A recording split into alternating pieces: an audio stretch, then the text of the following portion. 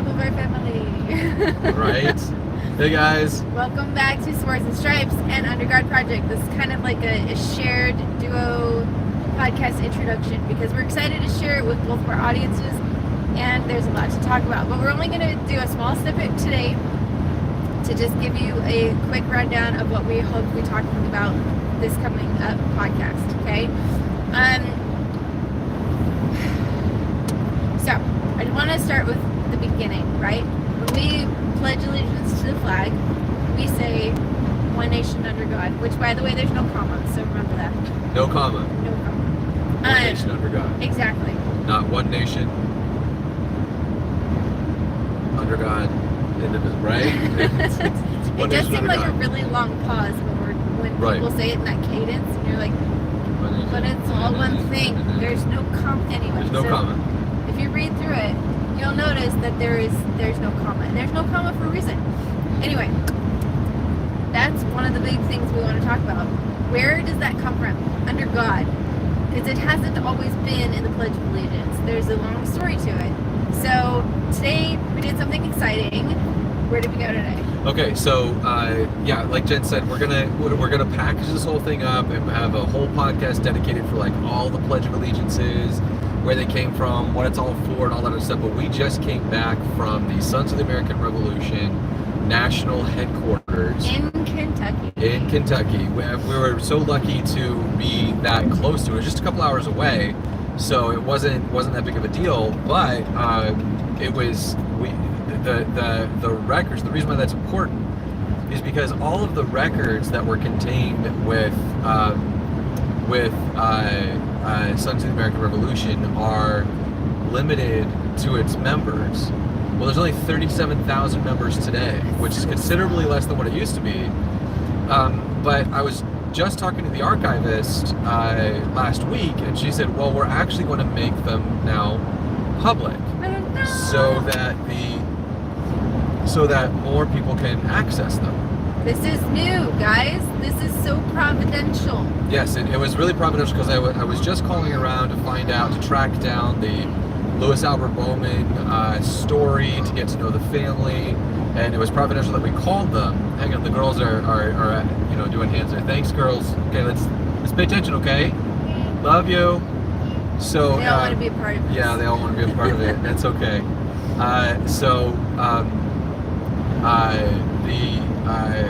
Anyway, the records were contained. The records were contained in the only to the members, and that's been blocked from outside everybody else. And so anyway, that's been in and of itself something that was really great for us to be able to go.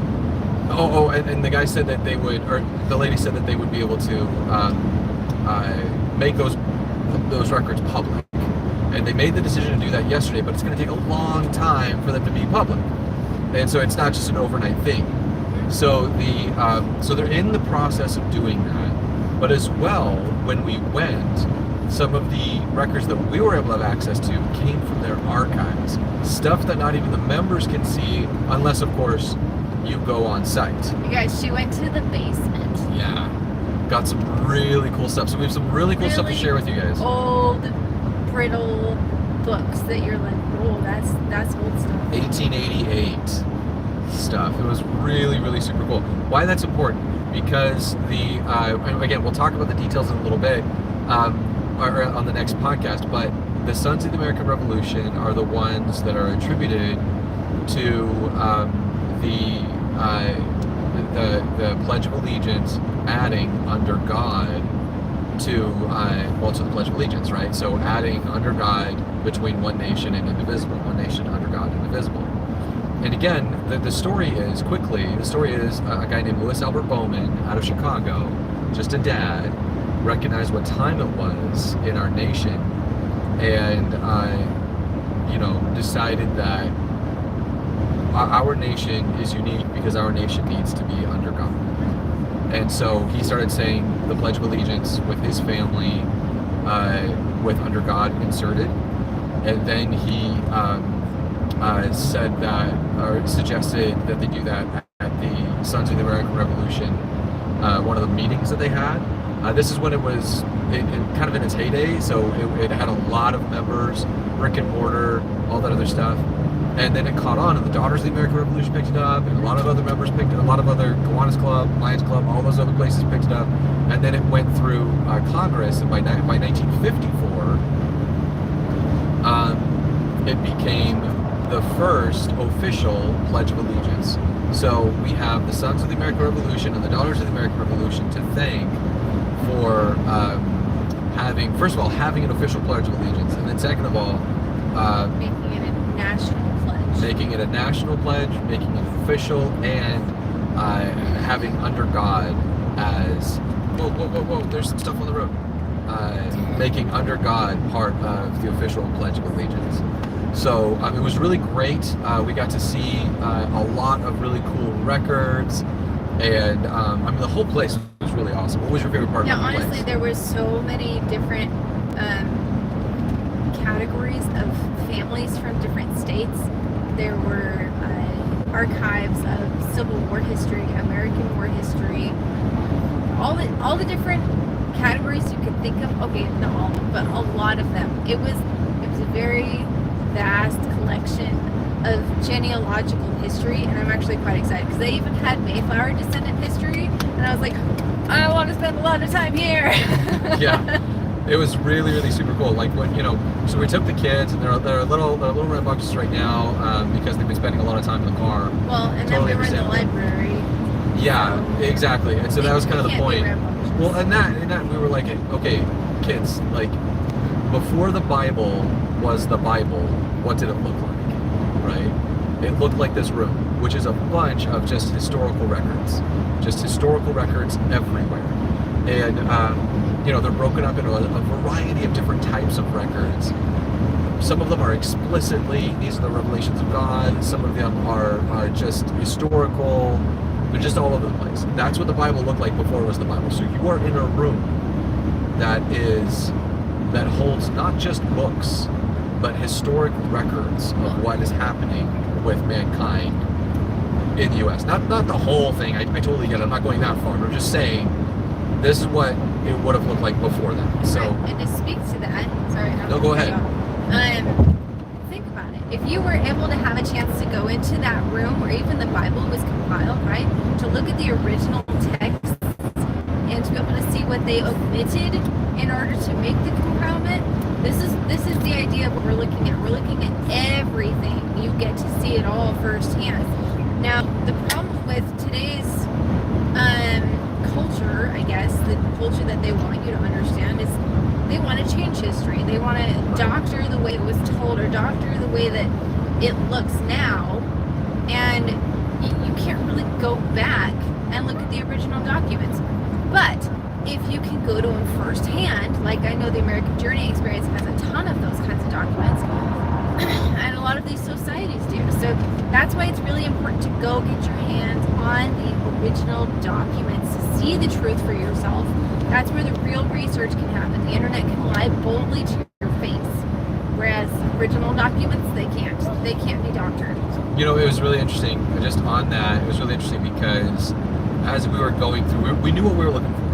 Like we were looking for under God being added, between 1948 and 1954. Of course, these records went all the way back to 1888, and they went, and they would go all the way to today. But just the books that we were looking at, just the 6 years we were looking for, was a ton. We only had a couple of hours, and so just getting through one of the things that I thought was really interesting is as we were looking through like the presidential letters, right? The letters from the president of the SAR. So this is the president of the United States. The letter of the president of the SAR, to several different places.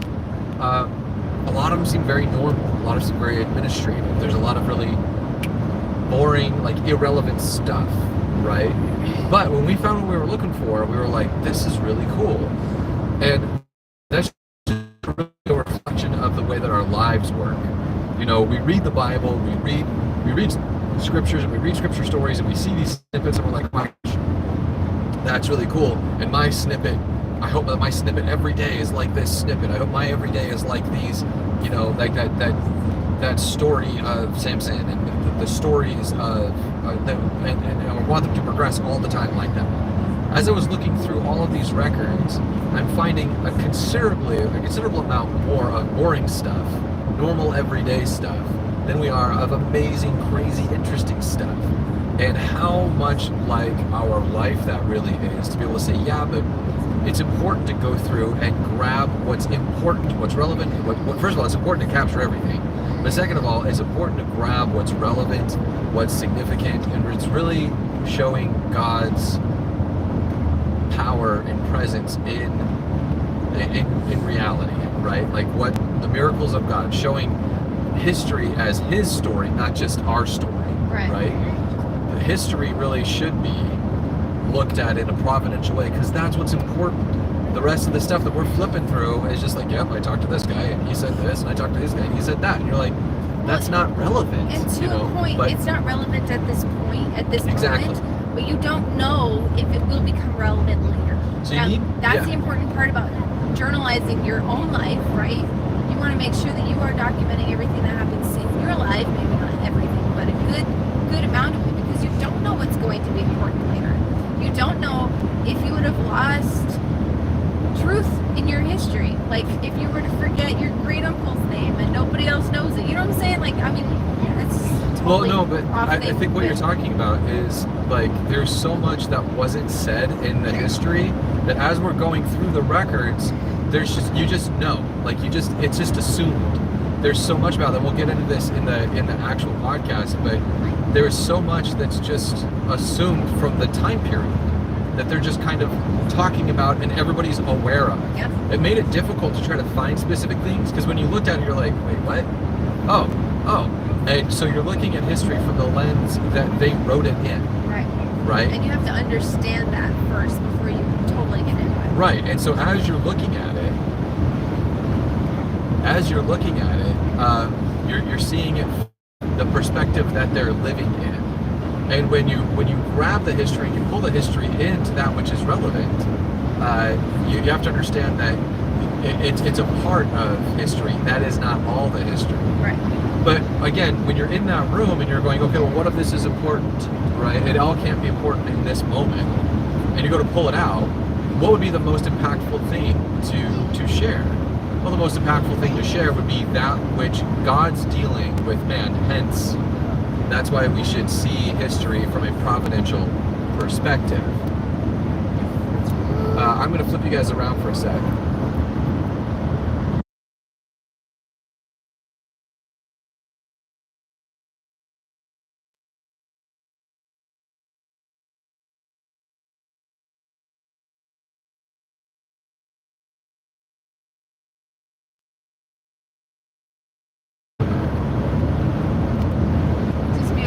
It's a beautiful drive, we really do. Going through Kentucky and Tennessee, there's so much history that we're passing through that we just saw the records. It was so cool to see the records and to see their handwriting. Oh my gosh, you guys, we should be laughing at our handwriting these days, because looking at the way that they were handwriting, it makes ours look so sad. Oh dear. Like, please work really hard on your handwriting, if nothing else.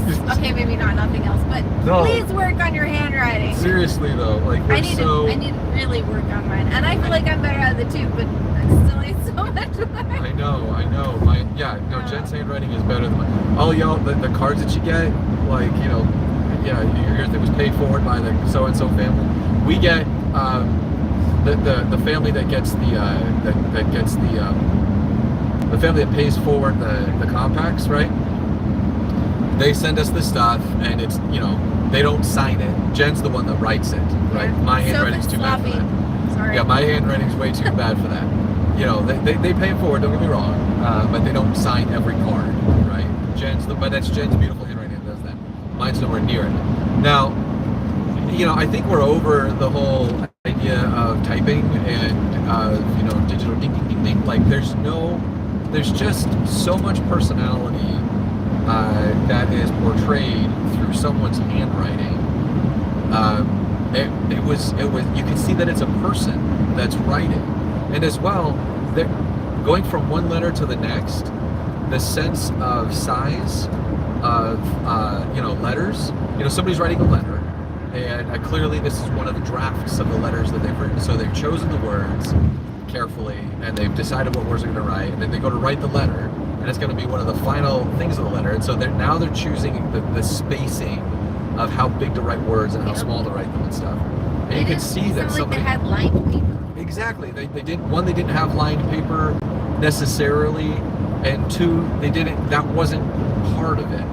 Like, you would just get a letter from somebody, and it was part of their person. The size by which they wrote was a part of how they communicated, right? You could tell who you're talking to by the way they wrote. And it's not just that it's a dying thing.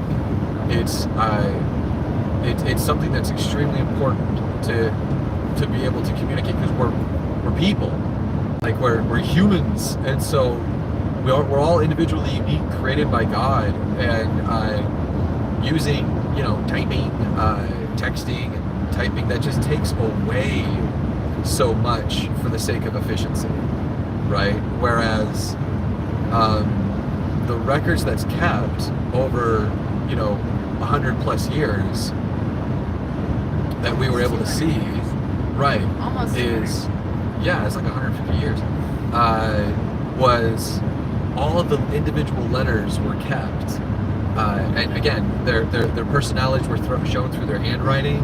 Well, and what you're specifically talking about is the very first SAR meeting back in 1889. Oh yeah. And it was a big scrapbook.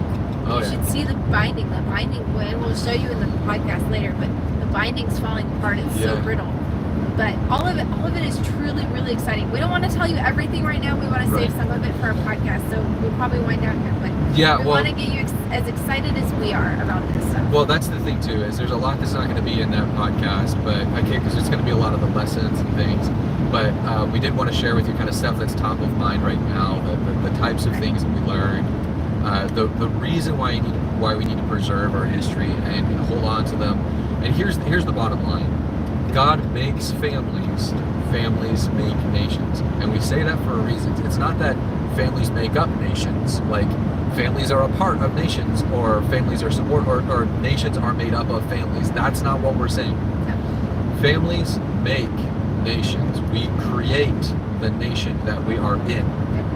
If you don't preserve your history, if you don't actively preserve your history, your records, your stuff, your nation, it goes away. As fast as the delete button will delete. My mom, it was so interesting.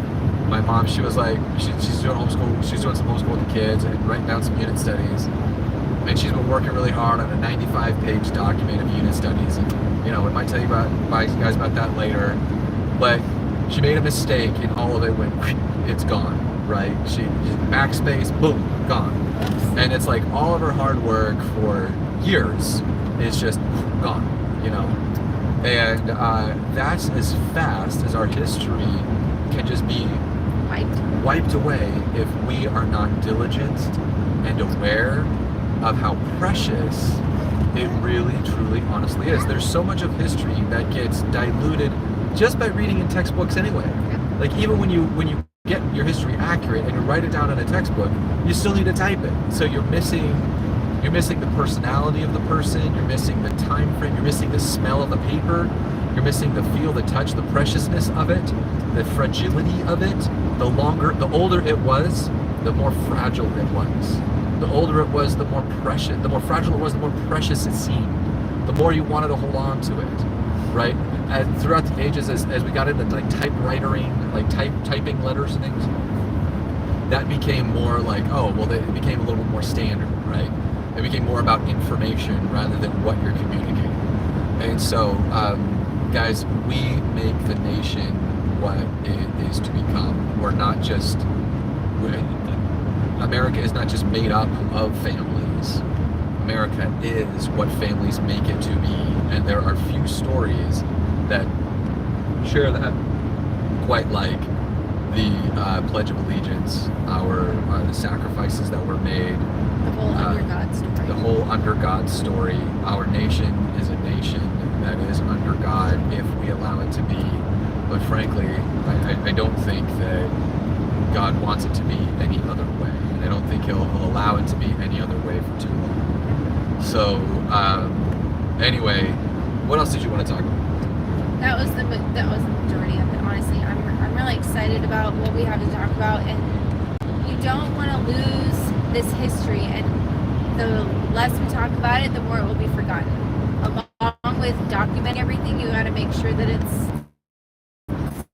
so you're still of people, not just yourself, but those around you and those who feel it is important to keep. So just make sure that others know where you stand. Yeah. Importance. Do you know their standards? Do you understand what they want to hold on to? Do your friends, your family? Let's talk, right? Exactly. You know, our history is precious. The people that have come before us are precious. And really, one of the other things, I guess one of the other things that you want to say before we go is, as we were talking to the curator, the archivist, and she's wonderful, by the way. As we were talking to her, there was a lot about history that if you look at history from a worldly lens, you'll definitely be embarrassed by a lot of the actions of the people of the past. But if you look at history from a providential lens, from a lens where you're looking for God in the actions that people are trying, you will always find honor in those that have come before us, whether it was right, wrong, or indifferent, because you will see redemption throughout. You will see so many other patterns that if you're looking for it from a I don't know, like if you're looking like, oh wait, what, like then you're going to be embarrassed by anything. But quite frankly, if you were looking at it, if you're looking at the Bible that way, it would be bad. Right. If you were looking King at it, David. yeah, right. If you were to look at King David from a woke lens, nobody would read Psalms, right? Like, so if you look at history from a providential lens, it is so much more edifying and it's exciting because there isn't a single character that is more edifying and exciting and powerful than God is. So, you know, praise God. When you look at history from a providential lens, it will be so much easier to honor thy father and thy mother, right? To be able to see the people that have gone before and recognize God's patterns, recognize people's failures, follies, faith, and mistakes, and good things that they've done. And you'll be able to interpret that all. You won't be embarrassed by you know, your own history. And this was the cool thing. One of the cool things about, sorry, it's just giving me the tap. I'm done. One of the cool things about the Sons of the American Revolution, the Daughters of the American Revolution, is they require your knowledge of your family history in order for them to be preserved. Not just knowledge, but documentation to prove it. Right. So there are, like we've said before, your family history is American history, and there are organizations that seek to preserve that history. We highly encourage you to find something about your family history that you want to preserve, whether it's Mayflower Descendancy, Sons of the American Revolution, Daughters of the American Revolution, I don't care. And join the societies. Join the societies, attend them, donate to them, keep them alive and going. One of the things that we noticed, and probably, I don't know if it'll come up, but Sons of the American Revolution is chartered by the U.S. Congress. Yes. Right. So, probably bring it up, but they're chartered by the U.S. Congress. Well, I think we will bring it up again, I think it's important to remember just in case. They weren't created by U.S. Congress. No. They were meeting for years before, but they were chartered by U.S. Congress as an historical society. Well, and if you go through SAR's documents, one thing to just know is that SAR holds their own Congress. Right. Every year. Yeah, their yearly meetings, their yearly official proceedings are called Congress. Right. So don't get it confused with the U.S. Congress, but they are chartered by the U.S. Congress. So that's cleared up. There's so much there that was just super, super cool. And really impactful. Again, find a society that seeks to preserve the history that requires your family history, and it will be part, and you'll find great satisfaction. Well, and get with that. excited about it. Yes. Get into it. Learn what Yes. you can. Teach what you can. Maybe write your own books. Come on, like you've got your own history that you can add to those. So Right. please work hard, preserve it. It'll be awesome. And Your then share it with family- us because we want to hear it too. Yes, your family history is American history. God makes families, families make nations. God makes families, families make America. God bless you guys. We love you. Bless you. And we'll see you real soon on the next podcast. Watch out for that stuff. We got a bunch of really new stuff coming in, so Woo woo. watch out. See you soon. I think that X up there turns it off, but I don't I know. don't know how to do this.